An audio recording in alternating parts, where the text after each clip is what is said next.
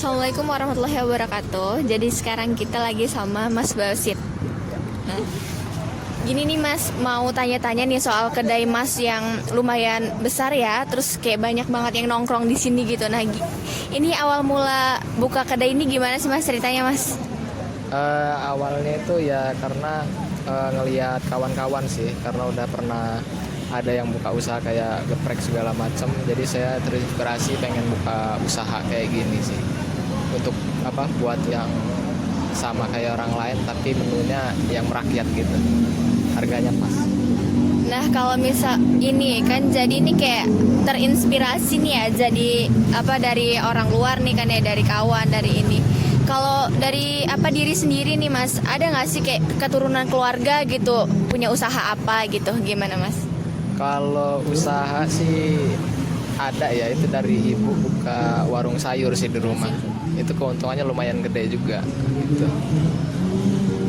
Nah, kalau dikira-kira nih Mas ya, kan ini banyak banget nih yang datang ke sini nih ya, silih berganti gitu. Nah, ini biasanya perkiraan berapa sih Mas yang datang ke sini terus pergi gitu kan, kayak estafet gitu kan? Oh, kalau untuk perhitungan sih kurang lebih sekitar berapa ya? Kalau rame itu bisa nyampe 100-an sih. Tapi kalau lagi omset sepi-sepi itu paling sekitar 50-60 lah ya. Jadi lumayan banyak ya Mas ya. Jadi kalau misalkan nih Mas ngomong-ngomong dari soal menu nih, kan banyak banget yang datang terus yang pergi. Nah, kalau soal menu ini orang pada suka nggak sih Mas? Atau menunya tuh apa aja yang disediain di sini? Kalau disediain ya kita pasti kayak yang pokoknya gitu. Kalau untuk anak-anak zaman sekarang nongkrong gitu ya, itu kayak kopi, terus susu, teh, kayak gitu-gitu sih. Tapi kita mix jadi teh susu atau josu gitu.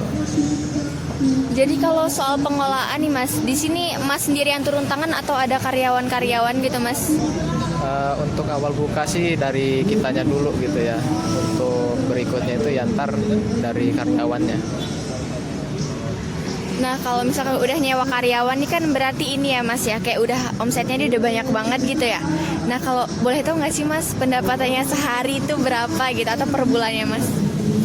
Kalau per hari itu kalau lagi rame sekitar 4-5 juta ya, itu kotornya, belum bersihnya. Kalau lagi sepinya itu sekitar ya 1,5-2 juta. Jadi kan lumayan banyak tuh Mas ya. Nah, dari penjualan Mas ini nih, apa aja sih Mas yang udah Mas raih gitu, kayak dapat gitu, kayak misalkan apa, barang apa gitu Mas?